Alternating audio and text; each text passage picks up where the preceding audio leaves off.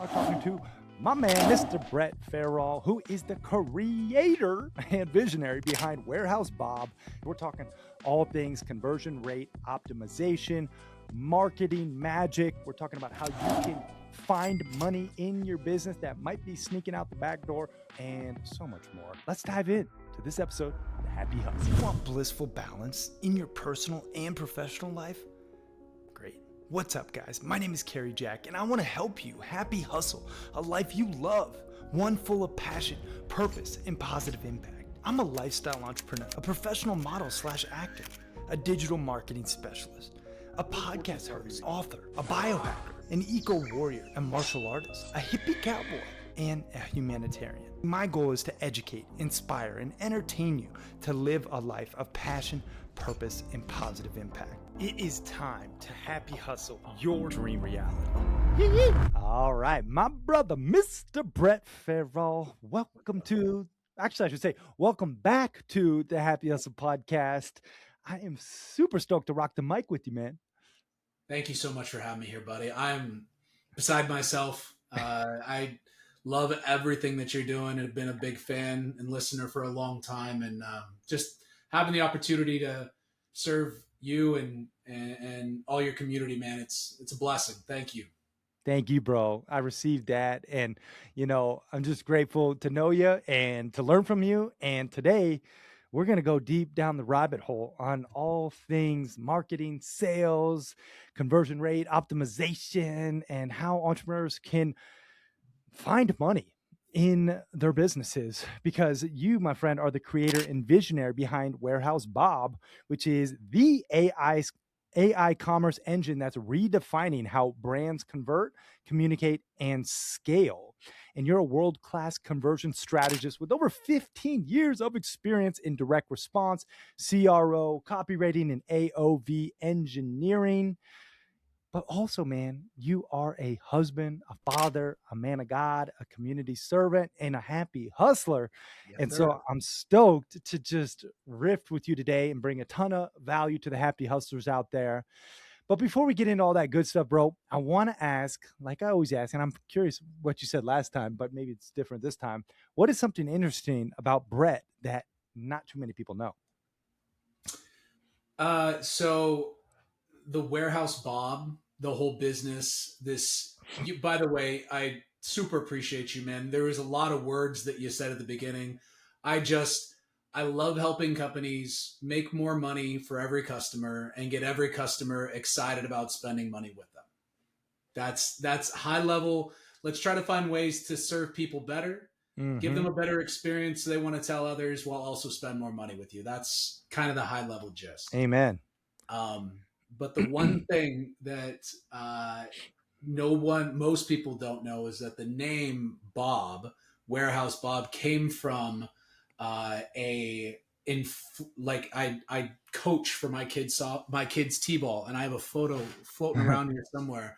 But I coach for my kids t-ball team, and we had this inflatable catcher that had this hole in it where we used it as training and practice drills, and to make it really unique for my kid and my two boys right now at the time of this, they're 3 and about to turn 5. So the little tiny humans that I love so much.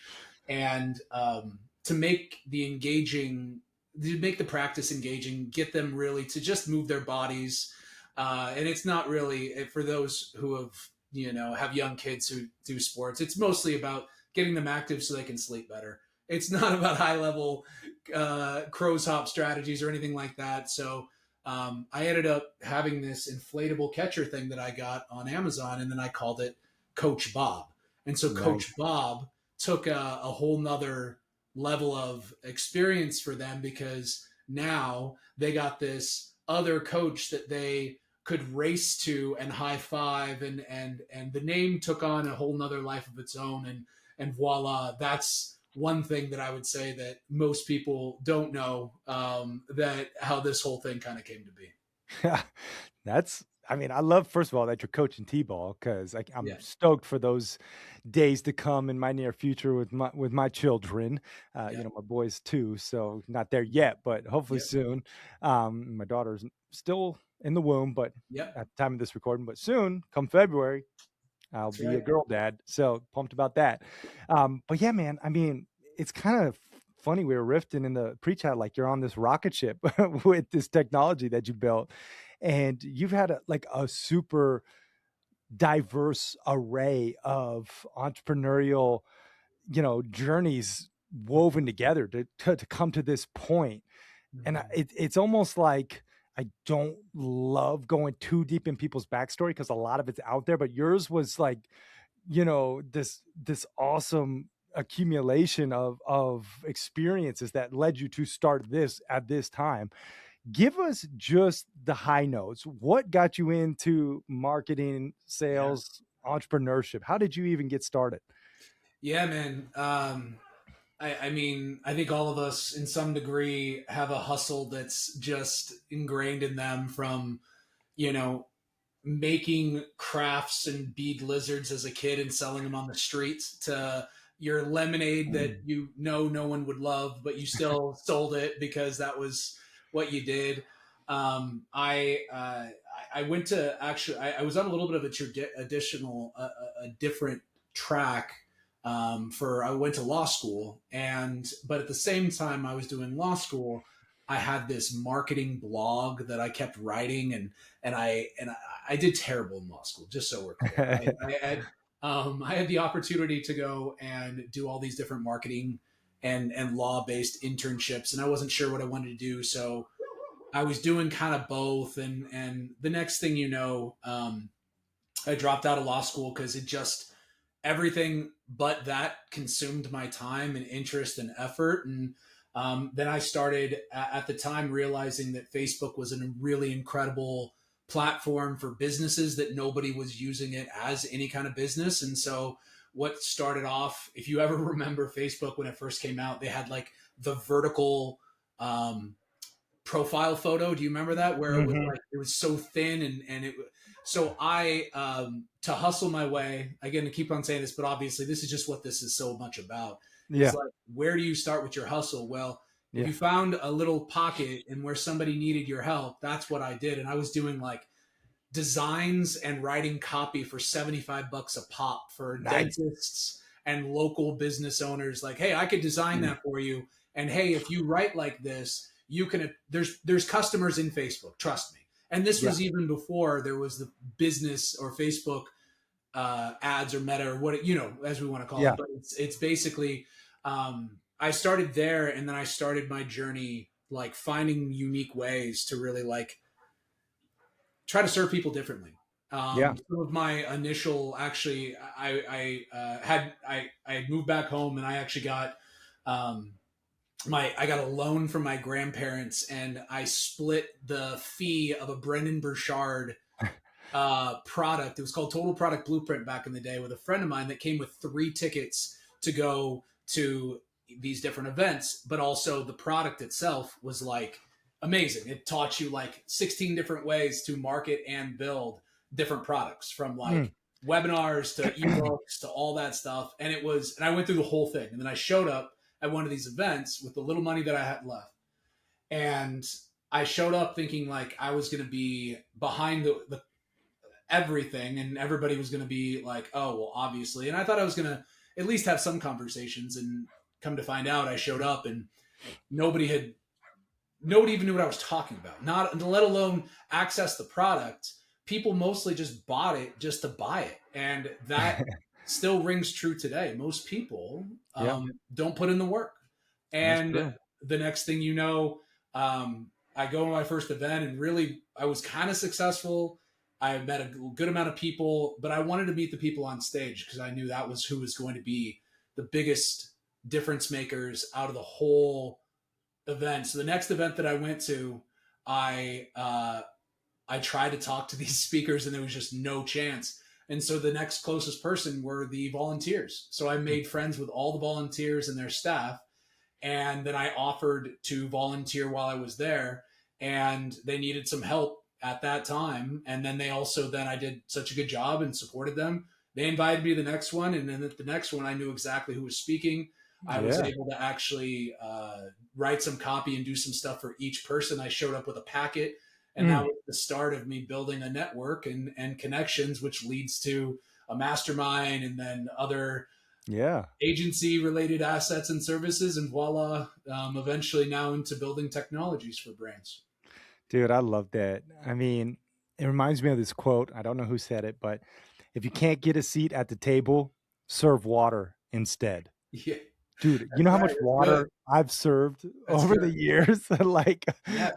I mean, I have served so much fucking water. You know, Yes. it's like I can remember just wearing uniforms, catering gigs, bartending, Yep. volunteering, brand ambassadors, nonprofit, and that's the game that people don't talk about. Like what you just said, that's how you built your network and interfaced. And, you know, it's such a beautiful reminder. Hopefully everyone out there can, heed that wisdom. And, you know, fast forward now, you are an expert in the industry, marketing, copywriting, conversion rate optimization, like now AI and building technologies. And one of the things you say that I really love and want to kind of expand upon is you talk about how brands and businesses are unknowingly sitting on mountains of found money, and why most entrepreneurs are so focused on acquiring new customers that they miss the hidden revenue quietly flowing out of the back door. Dude, that's so beautifully said. And it's like, ugh, it's like such a Yeah. stab to the gut for probably most people. Even me, I was like, ooh, that's like, I wonder where the money's flowing, out. Dude, unpack that for us. Yeah. So we so a couple months ago, um, I started realizing this a few years ago, but a couple months ago, I was able to participate in a coding competition, and I built a technology. It was intended for lead generation for small business owners, and in getting this, I was like, all right, everybody is positioning this towards more leads, more leads, more leads, more leads. And I was like, I feel like there's just something missing here because the more leads concept is important. I do not want to take anything away from that. And I actually started looking at it and I found a little pocket of problem that speaks directly to this whole found money thing. Um, I don't know if you know this, but the studies are showing that small business owners in particular, call them brick and mortar based businesses, and even entrepreneurs. I'm just going to across the board say that, but this data in particular really rings true for a lot of small business owners is that they usually miss 60, almost 70% of the inbound leads or calls that are coming into them on a regular basis. So the leads that they already have, Mm, their conversions are around the 30 to 40% range, give or take. mm, If you're in the average, if you're not taking good care of people, then you're going to be lower. If you have more systems and structure and infrastructure and SOPs, you might be higher than that. But what is fascinating is that when I was doing this competition, the problem that I found was not a lead generation issue, it was a conversion issue. mm. And it was a conversion with the right type of people. And so I ended up building a system. I ended up winning this coding competition, which was awesome. But um, I wanted to find a better way to convert the people who are already interested, give water to the people who are thirsty. Mm. And so when I looked at that, it just aligns so much with what we already believe is that Yeah. when you look at trying to convert somebody brand new, or trying to find somebody out in the middle of nowhere on Facebook, Instagram, whatever, with ads and doing cold outreach. Well, the ability to convert them, the story and journey to get from nothing to a trusted person to buy from was so much harder than somebody who had already just raised their hand, gave their credit card, signed up for an appointment.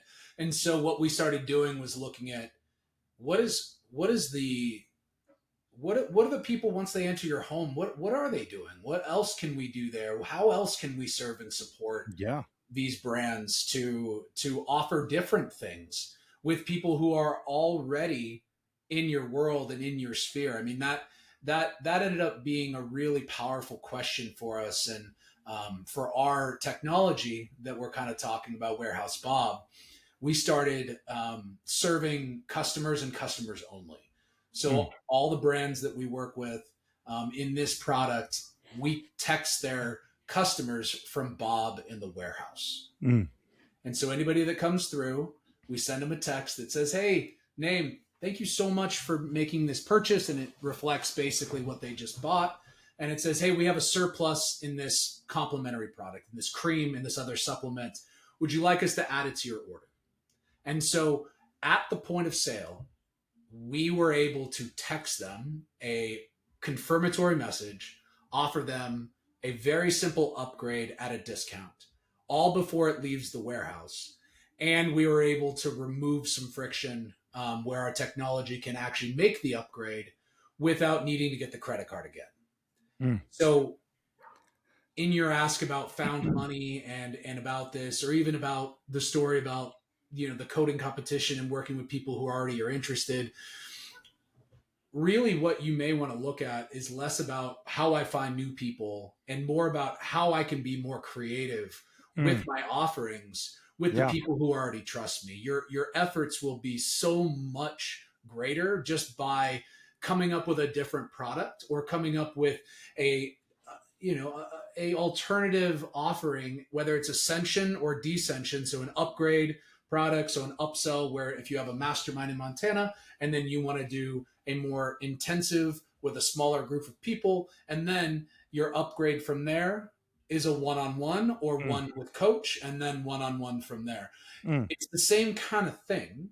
It's just a different application of that product. And from there, spending more times building that infrastructure behind the scenes, oftentimes people don't take as advantage as they should. Yeah, it's a great reminder again that the people who already raised their hand and bought from you are the priority. And a lot of entrepreneurs are, myself included, have been seduced by the more disease, I call it, of just more clients, you know, more stuff, more toys, more all the things, but specifically in this case, you know, constantly seeking more lead gen that, you know, oftentimes we just leave the people hanging who we just sold or onboarded or and you know, half the battle these days, you would probably agree, is like show up on time, do what you say you're going to do, and sprinkle in a little surprise and delight. You got it. Voila, dude, you got a freaking banging business. You know, it's like, it's to outcompete these days is not that hard if you do the things you say you're going to do. And it's a great reminder too, that like, you know, people typically want complementary products or services to what they just raised their hand to. And, you know, having a simple technology text them, you know, that's intuitive, that like has a conversation. Because, you know, I know you're an expert copywriter and you program in, you know, nuances to the copy that help them make that decision, you know, in a streamlined manner. But that is found money oftentimes, because, you know, they just bought this. It's kind of like the OTO, the one-time offer, you know, bump, but like in a more personalized manner. Right. Yeah. So let me, if you don't mind, I'd happy, like for everybody that's actually either an agency owner or even a brand owner themselves, I've got something that can just immediately put you in a position of found money. I can share that if that's helpful. Yeah. Go for it. So one of the things that now this is going to be an immediate strategy that you can put into an email for a cold outreach. Yeah. You can immediately send and walk in, you know, knock on somebody's door and really offer a increase in their total influx by providing this strategy. Or it could be an online retailer. Like, we have tested this left, right, and center with so many different brands, and it works every time. So what this is if you recall, I'm going to use Shopify as an example. I'm going to use just a supplement store whether it's Shopify or not, but Yeah. let's just use a supplement store. Do you remember you show up on a storefront, they've got that wheel that you could spin, you get a discount or Oh, whatever. yeah. You show up. I'm annoyed by those. Those things are absurd. But I understand the concept, right? Let's do something engaging. Let's do something different. Give them a discount or a coupon to interact and buy from you, right? But here's what the hypothesis was that we were able to prove out. What converts better? A percent off or a flat fee? So what this is if you are as a brand offering a coupon, join our mailing list, very crude example here, join our mailing list and you get 15% off, right? Ideally, you'd have much better copy than that, but you get what I'm saying. Most people, even some of the larger players in the space, they still offer 10%, 15% on their first order. And you'll see that across the board. By the way, you'll never unsee this the next time that you actually go to a brand and whatever Right. store. Every time you see it 15 or 10% or whatever, that's an opportunity for you to reach out to them. Because what we did is that in one of our brands, what we picked apart was when they were offering 15% off, the average order value, so when they used that coupon, was around $87. Okay. So my hypothesis when we were first testing this out was if I switch that to $10 flat, give them $10, but call it $10 cash to go use and go shopping on whatever they wanted, that the conversions would increase. And it did. So it not only increased the conversions, the take rate of the actual coupon nearly doubled, but the average order value jumped to 107. So we started testing this in various degrees. We started testing this as, okay, well, what if we use this in different ways? Like, what if we use this as an outbound text campaign? Here, go claim your $10 cash. Or, hey, we're running a 40% off or 30% off sale. Okay. The flat amount of money that was sitting in the cart, and it's still a coupon. And for those of you who are kind of the integrators and working on there, you can set a coupon value with a time limit. So you can say until Sunday, you have $10 cash burning a hole in your pocket waiting for you to use. And then the rest of the email sequence that you do is just telling them different ways and cool ways they can use the coupon. So in this case, if you do a $10 flat, and if we do the math of 107, the general consumer, as you can see, isn't receiving or recognizing the value of the percent, because if they did, they would rather have 15% off because it's a bigger savings. Yeah.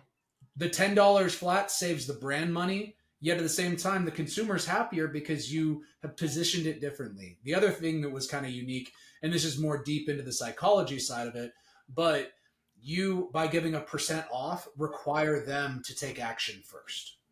In order to get a percent off of something, they have to buy something, then it's discounted.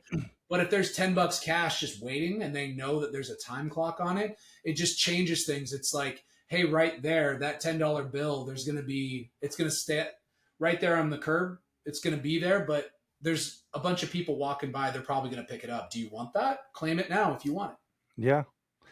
Yeah, that's interesting, bro. I mean, you would almost think like the percent off would be, would convert better. But I understand when you broke it down with the psychology behind it as like, this is our gift to you. And we took action. Now the ball's in your court almost. Yep.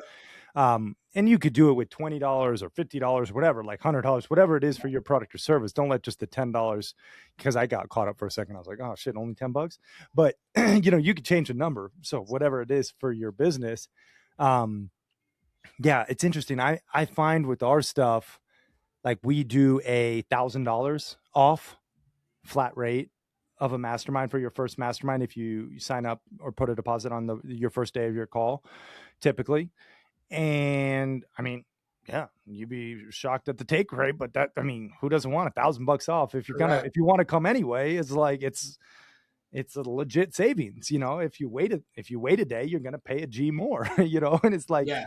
Yeah. And yeah, then what's to your point about making the price around you, just reverse engineer the math. Do what your normal value is yeah, and do what the percentage off that you currently offer. And yeah. then make sure that the numbers of what you're offering flat or otherwise doesn't put you in a harmful place. $10 just worked out to be, you know, it was a challenge of, hey, right now we're giving up on this coupon around $15, a little less, whatever. What is the impact? What would this do if we did it at a flat 10? So just do the calculation for your brand. Mm. You got me thinking, what is another marketing myth that you've busted with real data? I know you've seen under the hood of a ton of different companies, Yeah. especially in the e-com game. What's another marketing myth you could bust for us live here on the air? Because my head is so deep into AI and SMS and really pouring into conversions from that perspective. But I think the most applicable thing is the fact that if you ever think about Ticketmaster, Yeah. so Ticketmaster bought from them recently, forever. They've had their timer, the timer that's on the cart, right? The myth, I would say, it was that putting a timer at the top harms the conversions if you put too much information. So hold on, let me say this differently. Some people would say that a timer can create false urgency and it could harm it by putting people in a state of like fear, but also like it's also often used with, I want to say often used with brands that are like doing shady stuff, but I think that you get a lot more of the like, you get the flashing alerts, there are 32 left, and then it's a timer and all that stuff. Red flag. So there is a level of like, the conversions don't lie. Putting a timer on a checkout does help. Putting a timer at less than 5 minutes does not help. And so on a checkout, if you put it at right around 7:34, that's one of the best times. But one thing that I will tell you is don't put any copy around it. Oh, just leave it. Just put a timer. And you let people assume what that does. Oh, interesting. And then redirect them back when it's done. Actually do something. Because it doesn't, because what it does is that it actually, some people we found in watching recordings, they'll just stick on.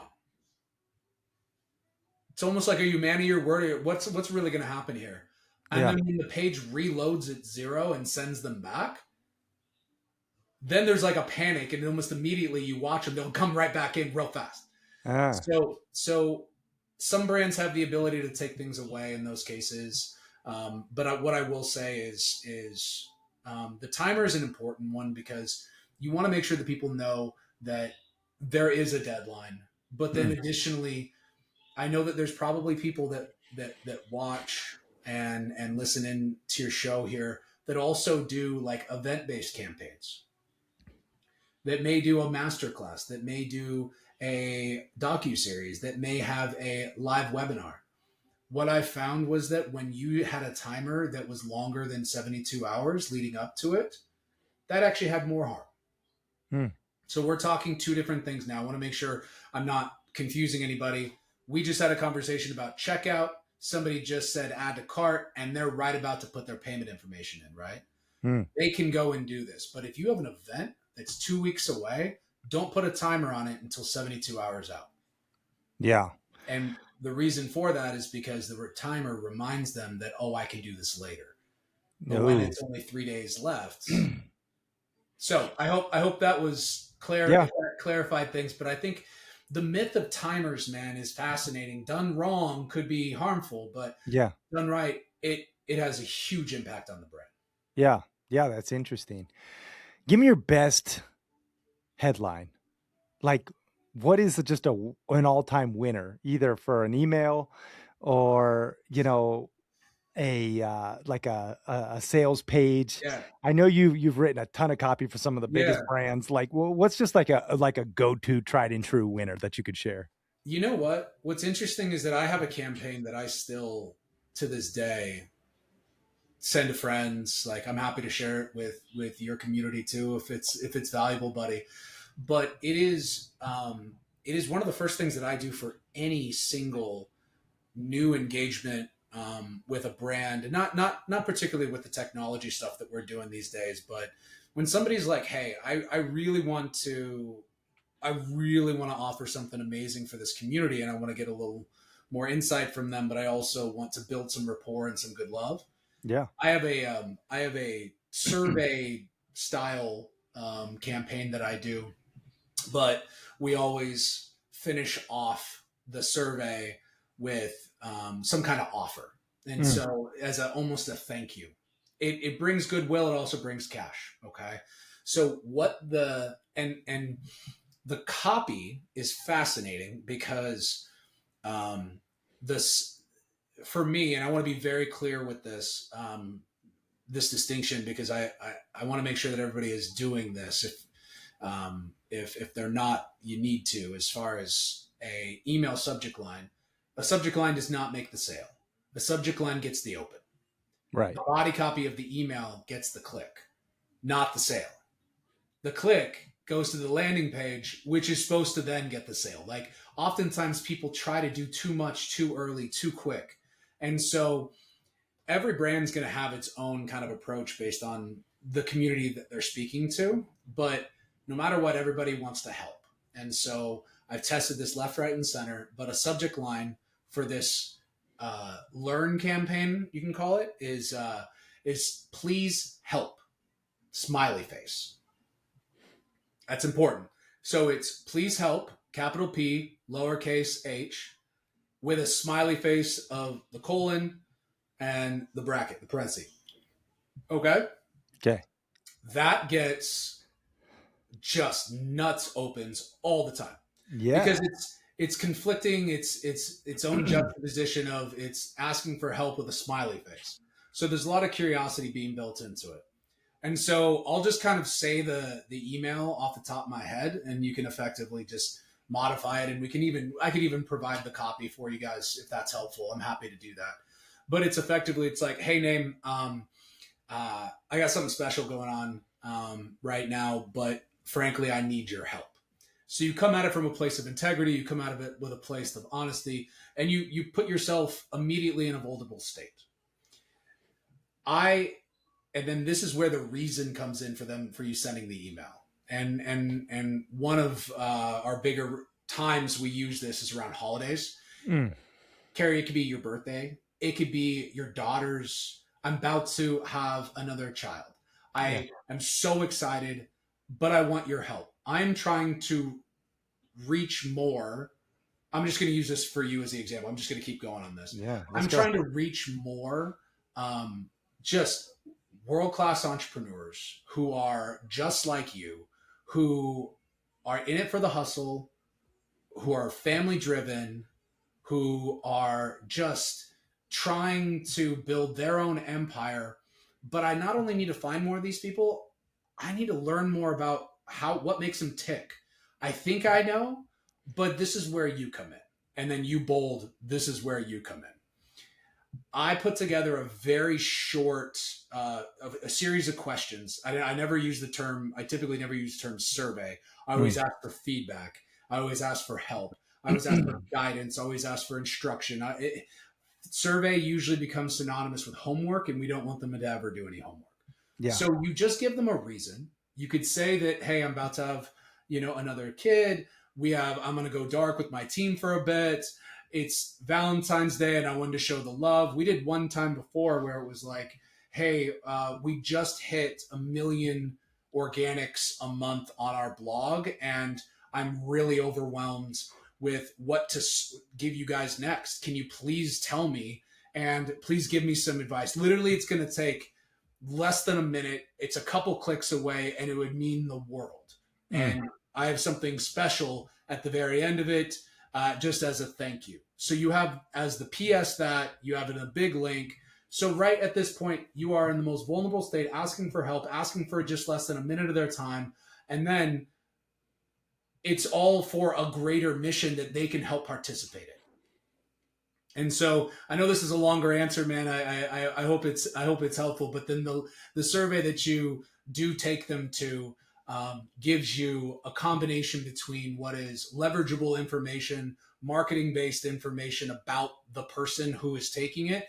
Very simple. So you got to start really easy. Name. Well, you can keep it anonymous, but just do male, female, age, and then you go right into like, what is something that, are you most interested in for 2026 or forward?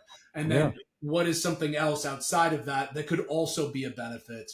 And then you let them open answer on some things. No more than 8 questions, and make it so that it makes all the sense in the story that you have it. And on the end of it, I usually use, by the way, Typeform. They've got like a $19 plan that you can use that's super simple. But the end, once it finishes, it'll redirect over to a thank you page screen that says, thank you. I have as for taking the time to even support me, and you can put a video on it if you want to, but you say, hey, I've got a coupon that's for you. Here's $10, $100, here's $1,000 off, whatever. And that's it. But for me, when it comes to copy, I don't believe that there is one headline that fixes anything. And I think that there are a lot of worthwhile tests that can collectively move the needle for you. And this, I feel, is definitely one of them. Heck yeah. Dude, I was eating that up. I hope everyone else tuning in is like taking notes, because, please help, a little smiley face. I'd open that. I'd be like, oh, all right, what's going on with Brett? I need to look. I mean, and just that distinction, like the headline sells the open.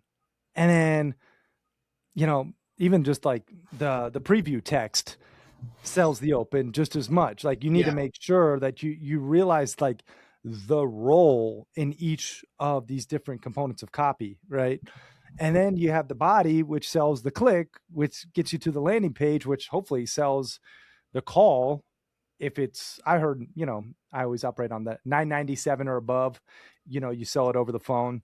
Yeah. If you're really good and you got a super solid VSL, like video sales letter, $19.97, like, $1,997, you can sell it, but it's like, you got to have really good copy to sell it right there on the page. If not, you probably need, a salesperson on a phone call to close. But yeah, that's like the remedy there. And then you throw in Warehouse Bob at the end to upsell into, to increase AOV, right? Average order value. I mean, this is the game, people. You make the math make sense, and you got yourself a profitable cash flow and biz. That's like the nuanced, pieces to the puzzle that, I mean, you talk about, I talk about, but like a lot of people, they get caught up with this freaking gross revenue. They say, revenue is for vanity, profit is for sanity. Like I'm all about like how much am I taking home for the least amount of effort, happy hustling style. Like the top line's not that attractive to me. Well, I know a lot of guys with 8-figure, 9-figure businesses that like they're struggling, and it's like you run a lean operation, get your numbers right, systematize it, dial in the 3 pieces to any business: marketing, sales, fulfillment. Like don't overcomplicate it. Just get a really clear, customer journey. I mean, where do you see the greatest mistake taking place when entrepreneurs are going to, let's say, launch an online offer? I know that's your wheelhouse. That's why I want to keep it there. But, Sure. It does apply, to brick and mortars. It truly does, because the buying psychology is the same. But where's the greatest mistake that you're seeing time and time again with entrepreneurs? Yeah. And this one, it's not intentional to sting, but it's one of those this is just kind of a little bit of a reality check if we all are okay and we give permission to just have those Let's conversations. go. Um, is that stop trying to create a product without the audience, because for me, learning the hard way, it's real cool to like run a trend and jump on it and try to get all over it, or like this is, I don't know why this example came to my head, but you remember fidget spinners, how big of a deal they became for a bit, for Yes, like a hot minute, kind like of. right. Yeah. So like I'm going to use this as an example. You see that, or even like even yeah, let's just go with that. Okay. So fidget spinners, you go to you're like, oh, I heard I could drop ship this, right? But Oh like yeah. without having a direct line to immediate buyers, and that's not necessarily saying that you need to get your hands in to buyers. I'm saying just not having a consistent, really rich traffic strategy Mm, before actually building something mm, is probably one of the worst things for you to do. mm. And what I found is, for me, because I'm a big relationship guy as you are, and we have like my age old strategy of your net worth being directly tied to your network Yeah. is a real thing. Like Oh yeah. if I'm going to be building a product, like if I want to make a magnesium supplement or a brain supplement, I'm going to go find the number one brain expert on social. I'm going to go talk to our buddy, Dr. Love. Like, I'm going to go to any person that has a free flow of traffic, of people that want that, not just cold traffic. I'm Yeah. talking about, I, I know too many times that our gut instincts have led us astray, and I feel like it's going to work. But then an application, you get in and you find out it costs way too much money to target those people because there's so many other people doing the same thing. Right. So if you don't have a unique avenue into a boatload of traffic, or a unique angle into a offer, you being a expert, or you having gone through the trenches of something, or if you are doing the same thing that doesn't necessarily have a significant differentiation, and you don't have a single source of traffic that is like reliable, consistent, and long term, that's one of the biggest faults and biggest flaws. I would rather, hands down, do a significant partnership with somebody that just sends me people that are already trusting them, Yeah. and me just making sales. Yeah. Just don't even I don't even want to think about it. I just want to say, hey, I got oh, so you serve people in this capacity. You serve people that are struggling with brain. What is their biggest problems? Give me Mm, a list of all their biggest problems. Okay. Now, what would be the fastest solution to mm, that? Okay. Are you developing that right now? mm. No. I'm going to go make that. How about we partner with this? I'll run all the ops. You handle all the traffic. What is your normal traffic like? Are you growing? Are you stagnant? Then you Yeah. start doing that over multiple partners, and now you've got a affiliate network that you can add in these like micro partnerships together, that you have consistent amount of traffic every single day. Mm. I mean, it's so true. I think of my buddy Rory Vaden. He says, start with who, not why. Yep. Simon Sinek's all about why, but Rory's all about who. And it's like, who do you actually want to serve? What is their actual pain point? You probably know Wade Lightheart from Buy Yeah, of Optimizers. course. Yeah, from buyout. Yep. Yeah, he's a stud. And he was like, all business is just solving people's problems at a profit, brother. And I was like, yeah, that's it.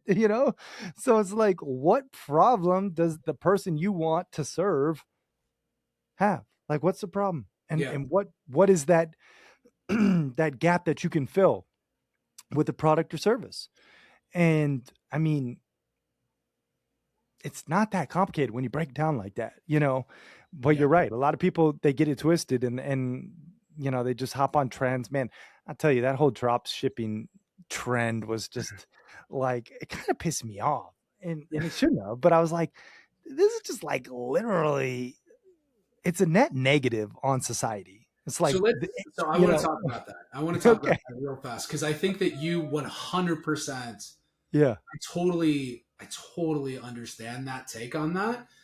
One thing that is interesting is that when we started looking at drop shipping, we saw there was a real unique impact on the other brands. But what we found out with some of the companies we were existing using, it always worked out that there would be these flash of the pan, like these really quick hit, and then they would go away Yeah. because the products that people took their time with to create and actually had a rich background into, it Right. always that always rose to the top. Yeah. But what I will say is I do not want to dissuade someone from actually doing a drop ship Yeah. currently, as long as it supplements what they're doing now. So if you use it as a profit maximizer, it's one of the best strategies that you can do Mm. because you don't have to, if you use AliExpress, Alibaba, obviously you're going to be inventorying, but if you can use some of these drop ship services as secondary products because you want to hone in on one main Yeah. Yeah. product and then everything else just adds on, your reputation is built on your main product, everything else adds to the impact. So Yeah. I totally and I'm with you on the feelings of those things. But I also know, like, if you can do it, doesn't, I don't think people really care if you've got a greens drink that then you got a really cool like mug or companion cup or something, if they don't really care as much about the cup if the greens is really darn good. You know what I mean? Yeah. Yeah. No, for sure. And I like that you mentioned that. I mean, I'm talking more about like the knockoff drop shipping craze Yeah, that just yeah, like, it was yeah, like a race to the bottom, and you just saw a product hitting on Amazon. You're like, ooh, I could yeah. do that. Let me just put a competing product and just find the supplier and just put it out there. I don't know. It just was, I'm with you. yeah, one of those things. I was like, dude, have a positive impact on people. Like, think about what you're doing and how you're spending your time. I think it just goes back to happy hustling and true alignment. Like, with all this stuff, it's like, yeah, you want to market, but use your powers for the greater good out there, people. Infuse the 3 P's: passion, purpose, and a positive impact when you're thinking about what you actually want to be doing. And I know we went down the marketing rabbit hole here a little bit, but I find it very interesting, and I hope everyone else does too. Because Brett's a wealth of knowledge, and I'm like, I just want to keep soaking it up. I do want to just transition real quick before I let you go to AI, because obviously it's a hot topic. I mean, here's my take: like, AI is like the calculator. Like, can you do math without it? Yeah, but it's going to Mhm, take you a lot longer. mhm. So you might as well leverage it, and you might as well use it to do math more efficiently and effectively. Right. And that's how I look at it as a business owner. Like, we need to use it, and it needs to be a part of your strategy. Is it going to replace some jobs? Yes. Is it going to create other jobs? Yes. I mean, inherently, is it a positive or a negative on society? Time will tell. But I also look at it as an opportunity for many of businesses that have the potential to infuse in-person experiences and touch points. And let me just riff on this for one sec, because I think now more than ever, people are disconnected, bro. And you could probably, see it in what you do in your line of work, because you see under the hood and know a lot of people. But like, man, people are disconnected more than ever. AI technology, it's just inundated our reality so much so that, I mean, we give like 6 hours and 42 minutes is the average to our little plastic slash glass piece of material, aka our phones, every single day. Like, at minimum, that's like, call it 7 hours is like the average for Americans phone usage. Probably some are a lot higher, some are maybe a little lower. But you think about that, like, we are not designed to be interfacing through this little screen, this little portal.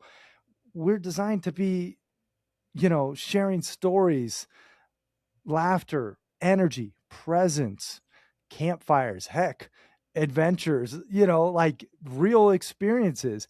And I think now more than ever, people are craving that. So I'm calling my shot for, you know, in-person experiences to have an inverse correlation as AI, you know, goes up, disconnection goes up, and thus the need for more in-person touch points. Now, with that being said, I'm curious your take on AI, on its overall impact on business at large, and how we can leverage it to, you know, the best possible capacity. Yeah. And I think, man, you said it very well. And personally, I think that you, with Montana Mastermind, I would, in every sense of the word, double and triple down with what you're doing because of what you said. In-person experiences are going to be the new niche, and in the sense of Mm. it's going to be, sadly, and this does bum me out, that I think face-to-face communication and eye contact is going to be a thing Jeez. uh, uh, like cursive in schools. Yeah. 'Cause if you think right now, the value when we grew up, the value of a good handshake and eye contact and being present with somebody, um, it's not necessarily the highest priority right now. And that sucks. You know, coming from somebody whose business is primarily driven and motivated around AI, like I know, I mean, I don't know if you ever saw what was a movie like Ready Player One. I don't know if you ever saw that one. But it's basically what a virtual reality life of complete disconnect where your world is in this other. Mm. And I don't want to make this a doom and gloom thing. I do Yeah. feel though that for me, if you're asking Brett, I wish, you know, I love human connection. Yeah. I'm a guy that would prefer to pick up the phone and have a phone call than I would to text or otherwise. And Mm. so, but when it comes to accomplishing more from a brand, from a business perspective, there's nothing better that can be used to infinitely scale your business without having to infinitely or equally scale your staffing. Mm. So let's just have like a very simple conversation about this, if that's all right. Yeah. Take a big step back Yeah. because, again, my stance is my stance, and I think everybody here has their own opinion, and there's a lot of fear around it. Right. But I want you to I want to encourage everybody that's listening to dream as big as you possibly can. Like dream about something that is just not possible. But what if it could be? Because I think that most people right now in AI are more enamored by the tools and the cool photos instead of actually what those photos could do for your output in your brand. If we're looking at AI, it's like people are more blown away by look at how cool and how realistic this video is. Whereas for me, I want to talk about, well, look at how many more tests I can get out with these videos that could get me to the right audience faster. Yeah. That could get me to the greatest sales page, the greatest VSL, the greatest offering that much quicker. And for us, when we start looking at these larger examples, imagine that you are imagine that you're Walmart and you are looking at the online division of Walmart. And I want you to just think about, we did a really interesting calculation not too long ago with a pretty significant brand, 9-figure brand. And we said, what would it take if in this case, your Walmart, what manpower would be required to be able to sit by your inbox and sit by some kind of text message portal and answer questions 24/7 for Mm. every single customer that comes in? Like, how do you provide a world-class experience? How do you provide a high roller experience? You're a Vegas casino. How do you give somebody that high roller personal touch without staffing somebody per customer? It's just not possible. It's just, or it's possible, but it's just not realistic. Like, Mm. nobody's going to hire a new staff member every time there's a new customer. But Mm. AI makes that possible. Yeah, it's true. Just as much as 3D printing wasn't a thing before, you can start thinking about just the words instant skyscraper is not a thing. But who's to say it's not in the future? However crazy or stupid that sounds. So when you ask me about how it can be leveraged in the business, I want you to think about, what are your constraints now with staffing? Mm.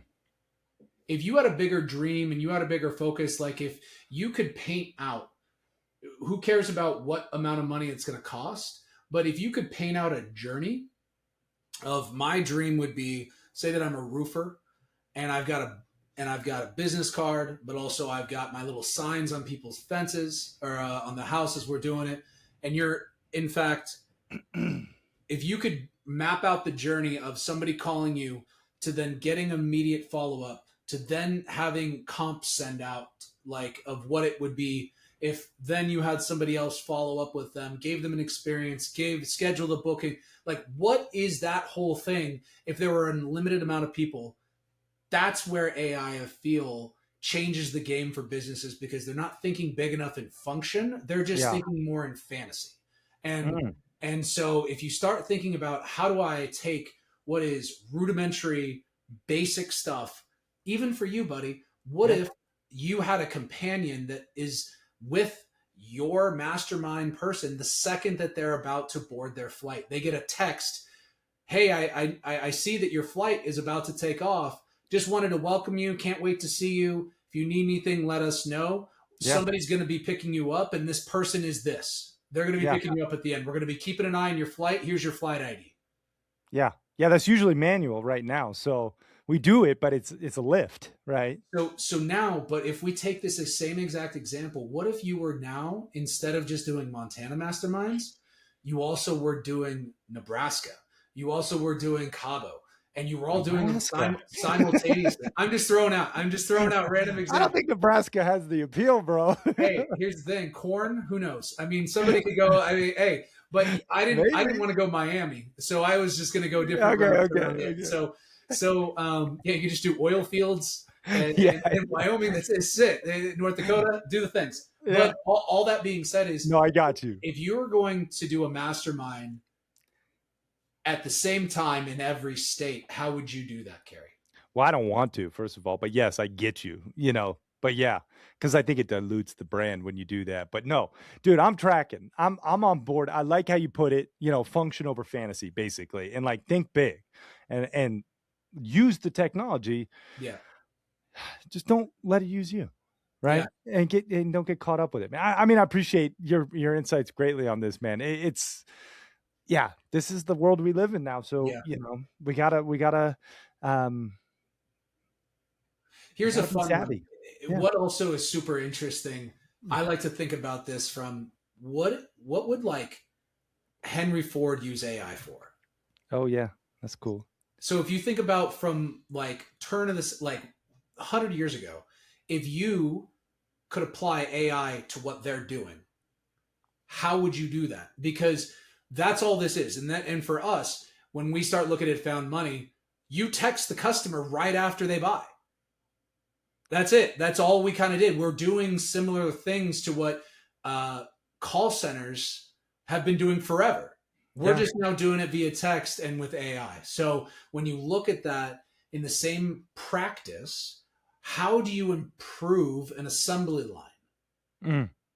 And if once we start thinking about, like, to the point of function, And whatever that is, there's an order for everything. Business doesn't change. It's Yeah. just now trust, experience, good products, aligned pricing. And if we can use the technology to make all that better without making it a distraction, that's what we're trying to do. Heck yeah, brother. Amen to that. Where can people go to learn more about you, Warehouse Bob? Where's the best place? Give us some links. Warehousebob.com is the easiest one. We have the various socials at Warehouse Bob, but for the most part, for us, we really love dreaming big with brands. Usually higher volume e-com related brands, but we're doing stuff in the, like I mentioned, gaming space, hotels, casinos, insurance. I mean, you name it, and we're kind of doing it. So if somebody wants to dream big, come up with something custom cool, or use any of our other products, warehousebob.com is where it's at. Heck yeah, dude. I'm stoked for you and excited for the rocket ship journey you're on. And I'm just excited to get updates every now and again. I want to put you through the rapid fire round and then we'll wrap this interview up. So real quick, just random questions. Some of you might have answered in the past episode, but some might be new. So are you ready to participate? Yes, sir. In the rapid fire. Here we go. Favorite food? Go. Oh gosh, pizza. Favorite movie? Dark Knight. Favorite book? Who Moved My Cheese? Best business advice? Be humble and be vulnerable. What's your spirit animal? Oof. Oh man. My 13-year-old dog. Nice. Happy hustle hack for your health. Something uniquely Brett that you do. We talked about this a little earlier. I'm about 2.5 years sober. And so it's Let's go. Big thing for me, big thing for my family. But that journey helped me see, like, don't try to fix yourself. Just work with your capacity and your engines. And for my health in particular was like, you're an addict. Don't try to stop anything. Just work with who you are and in the most comfortable way possible. And I know there's a longer answer, but buddy, just know, like, the support around you and the people around you will be there. And I just figured out ways that still made me satiate my brain without needing the alcohol. So love it. That's a great share. Happy hustle hack for your money. Something, again, uniquely Brett that you do to maybe save, spend, or invest wisely. Yeah, it's lean on the giants around you. For me, whether it's any financial advice or even network it, I go to my people. I go to you. I go to my cousin. I go to people that I truly trust, and I don't assume that I know everything. And I always triple confirm. Yeah, right on. Happy hustle hack for your spirituality. Some way you connect to a higher power. Consistency. So I read and I pray every day. And so whether I am reading a page or I'm listening to an hour or I'm doing whatever, it is consistently having, whatever your faith is, whatever your beliefs are. But for me, it's connecting to God in a consistent way every day. Love that. 3 things you're most grateful for today. I'm first grateful just to be here. Like I'm just grateful to be alive, and based on my sobriety and everything. First thing, absolutely grateful. Grateful for good people. I am one of my most proud things is that I have good people that are willing to text or call me back. Yeah. And that's just whether that's for advice or I have people that just call me back. And then the thing that lastly is that I am so incredibly grateful for my family. My faith and family, I put God first, but faith, family, and everything is just, my wife is incredible. I absolutely married up, and I'm so grateful for that. And my kids are just amazing. So yeah, I love that, man. I love that. And if you had a billboard for the world to see with your last piece of content on there, what does that billboard read, Brett? Say that again. A billboard, you said? Yeah. for the world to see with your last piece of content on there? What does that billboard read? He gave it his all. Gave it his all. Like that's, yeah. I think that if my billboard last thing, yeah, it's just do 100%. Give yourself blindly 100% of your efforts to everything that you do, no matter what the situation, no matter who the person is, no matter how much of an enemy they were, you always give more than they expect of you. Dude, that is one big ass billboard, but I love it. Sorry. Crush that rapid fire round minus a couple, but you still are the man, and I love you, brother. I gave it my all. That's all that matters. I love it. He's just like, I just see the billboard like crossing both seven highway lanes. It just like goes over the road. You didn't say how big the billboard was. Yeah, no, it could have been like, like it could have been AI generated where it like changes the letters as you drive past. I don't know. Anyway, bro, I just appreciate the heck out of you, man.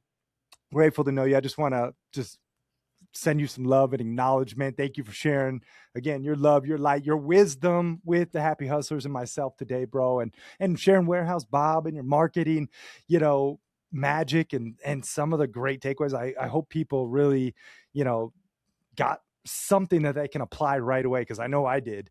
Yeah, man, I just want to say thank you for that. Thank you, brother. I so appreciate all your time. Also, I hope this was helpful to everybody listening. Thank you, buddy. Yeah, man. Just real quick, tie a bow on what we talked about today. Like, give people a little call to action wherever you want to take it. Tie a bow on our conversation. Yeah. So if you are a supplement brand, e-com, or you are higher volume, I highly recommend and would love to work with you. Check out warehousebob.com. But I think the bigger takeaway outside of that, find unique ways to serve people more, serve people better, get creative. Yeah. And when you do think about, that ascension plan and what you may want to do and how you may want to serve people at that scale, take that and then drop it into chat and then ask it specifically, provide me a roadmap on how I can actually accomplish the following. And then what's going to happen is that it's going to give you this incredible plan. And I think that's out of anything today. I want you to think bigger. I want you to be even greater of a creator, but then more importantly, be your biggest and best scientist for your own work and others. So that's love it. That's the final go. There you go, bro. All right. Last question I ask all my guests, and you already answered, but I want to hear it again. What does happy hustling mean to you? Man, it's leading with integrity, but it's more importantly finding ways to serve others, serving, in ways that nobody really can expect, while also providing for your family and being the man that you should step up to be. That's the happy hustle way. Mic drop, y'all. Brett Fairall. Thank you all for watching and listening. I am out. So is Brett. Peace and love, everybody.